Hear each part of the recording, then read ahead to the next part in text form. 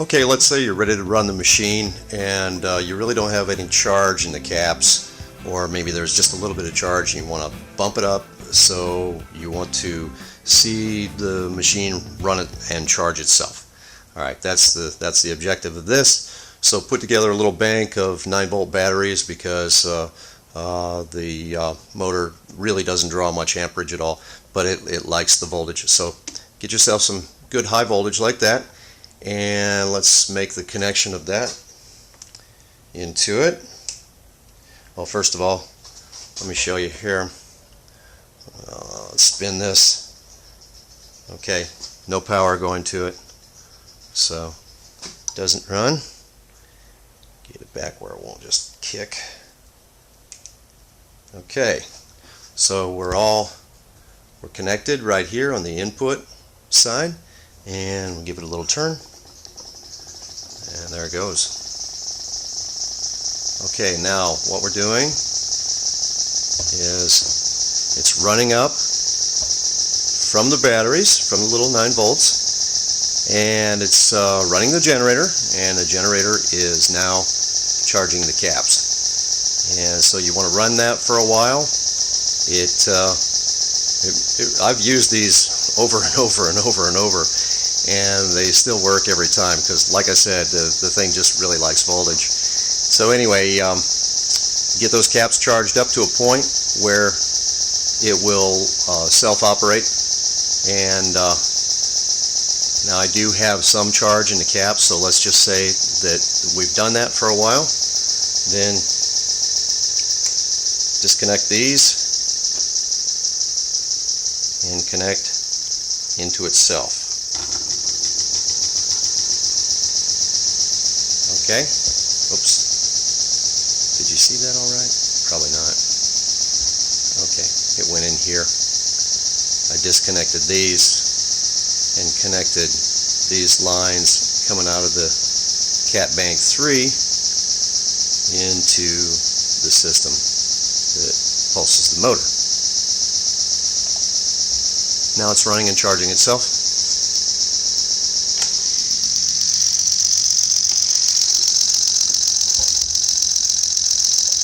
See the charge side pulsing.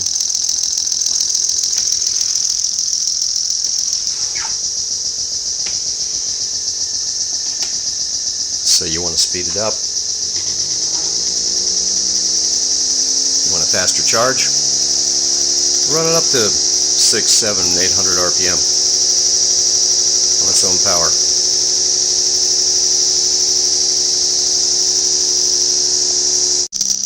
Okay, now it's running and charging itself.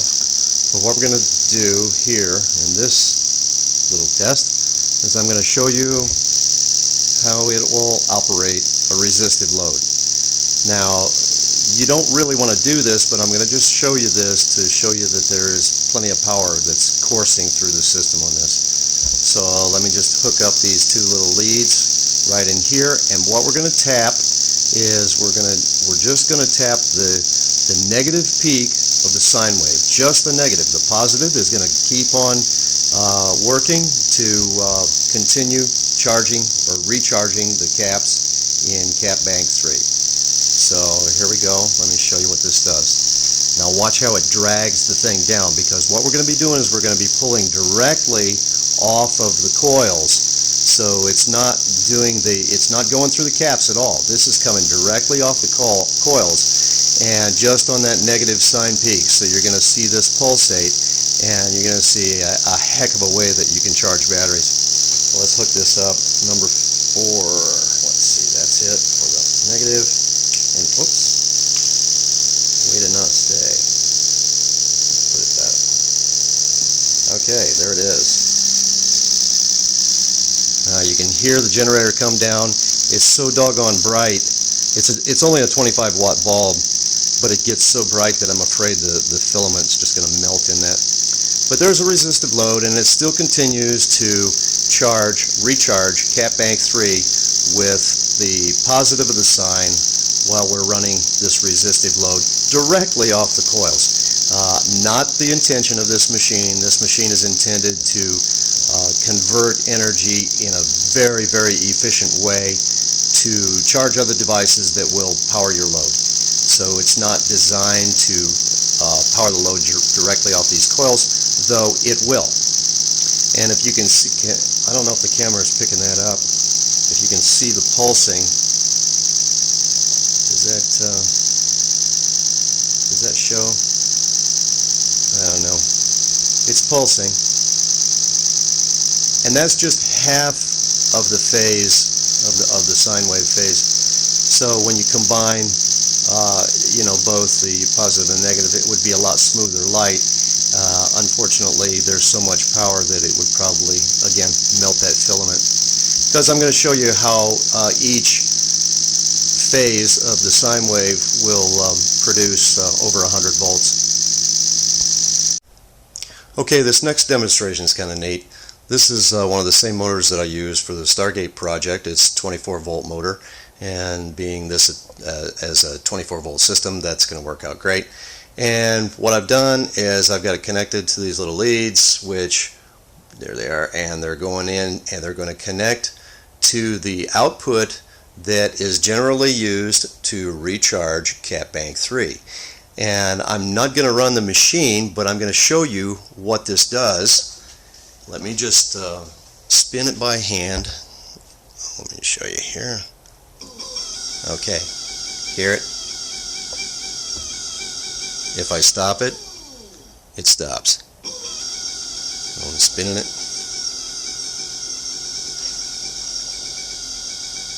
Faster and faster. Okay, now that's what it's doing when this machine is running itself and recharging Cat Bank 3. You hear the power going to that thing. It's like it's like full torque. Oh, it's stuck. There we go. We'll get it off of that. Okay, that's a fun experiment. Okay, now it's running. It's in self-running, self-powering mode. And we're going to do the same thing. We're going to connect this while it's doing that. And hopefully you can hear that motor running on full power while this is running and continuing to charge itself. This is all self-run stuff here. I'm going to show you with input power, because really the best way to run and use this device would be with maybe 1 or 2 solar panels. Let them come in, bring the power in, be buffered through Cat Bank 3, run this thing, and let 1 and 2 continue to run the charge and output from those, like we're doing here, only to charge up a bank of batteries. That's going to be the optimum way to use this piece of technology. Okay, as I previously promised, I'm going to show you the power that's running through these different phase charges. And right now, this meter here is connected directly to Cat Bank number 3, and that's standing voltage, 21.56 volts. And over here, this one is also 21.56 volts. That is the standing voltage in Cat Bank 2, which we are going to tap the power that goes into Cat Bank 2. Again, that's that negative sine wave peak power, not even touching the positive. And I'm going to show you what this power does. So let's get this thing started. And and also I've got a little ammeter down here, and that'll show you how much power this is drawing. And also, again, I almost forgot this.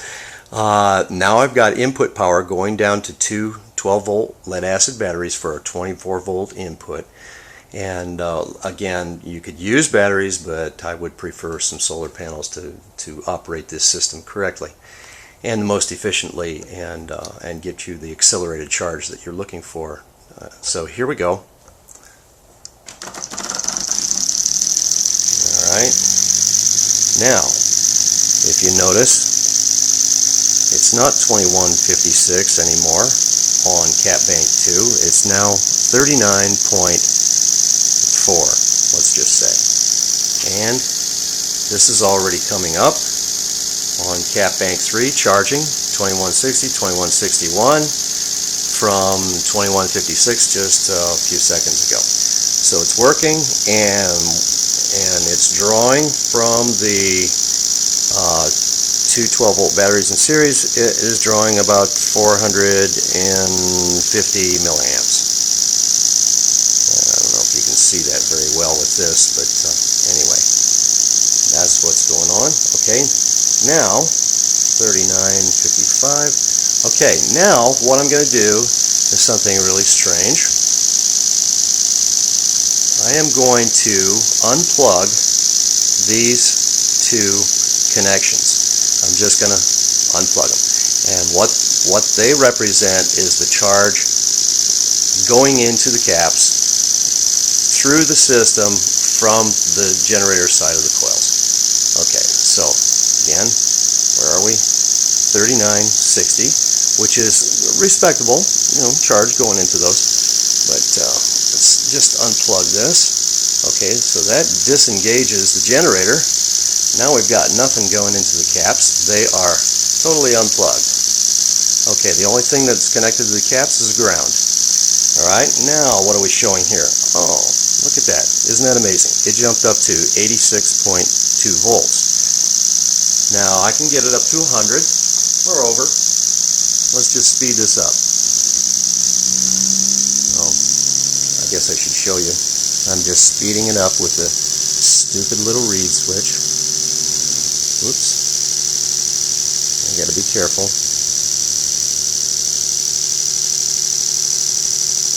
Okay, let's see where we're at now. Okay, yeah, it's coming up. 98.3. Usually comes up and hovers around between 102 and 105. Let's see if I can get it to go any faster. And get a little bit more power.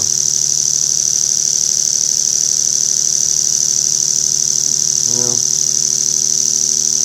oh, there it goes. I heard it go. Yeah. Okay, well anyway, that's not too bad. It's still almost 100 volts. It'll probably rise up to it. Oh, there it goes. Now it's a little over 100. It'll eventually get up to about 104, 105 volts. So anyway, that is the power that is being generated that when these are plugged in will go to Cat Bank 1 and 2. That's just on the negative peak of the sine wave. So we've got that equal power on the positive peak of the sine wave as well. So you've got that much power going into Cat Bank 2, and then you've got that same power from the other peak going into Cat Bank 1. So it's kind of the voltage doubler situation, but gives you some serious power. Oh yeah, I just heard it speed up. There we go. 104 volts. That's respectable. Now the interesting thing about this is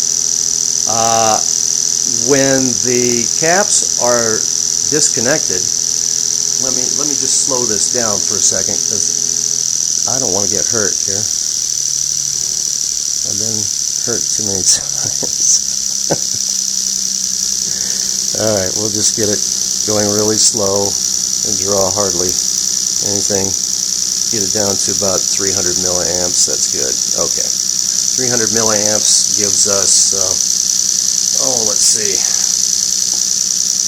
we can get that to show. 617 RPM. Oh, shoot. I don't know if you could see that. Sorry. There we go. 618 RPM at 300 milliamps, roughly. There we go. Yeah, so that's pretty good. And we're still cooking away at what? Oh, 91 volts. Not too bad. So that's good.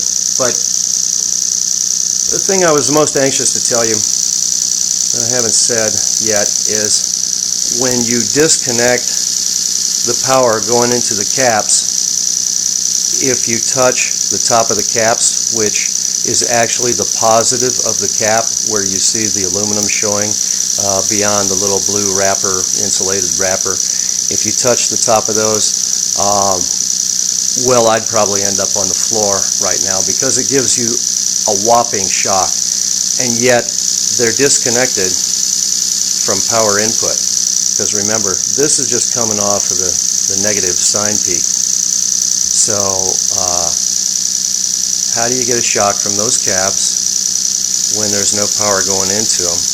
I mean, you can play with a cap that's just in your hand and you're not going to get a shock from it. It's DC. But these will shock you, and when you plug them back in,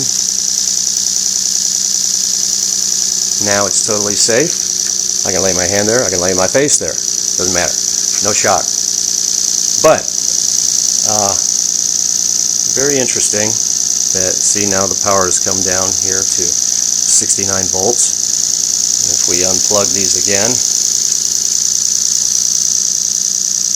it jumps back up to 89, 90, over 90. So that's because we're not putting the power into the caps. And yet, we are putting the power into the caps, because if I was able to hold this on here long enough and you were willing enough, you would see the voltage continue to rise on cap bank 3, which is coming directly from the charge of 1 and 2 when these are plugged in. So, you know, I don't know what's going on, but it's interesting. Now you can see that, oh, it just rose up and it bumped back down. It went up to 2167.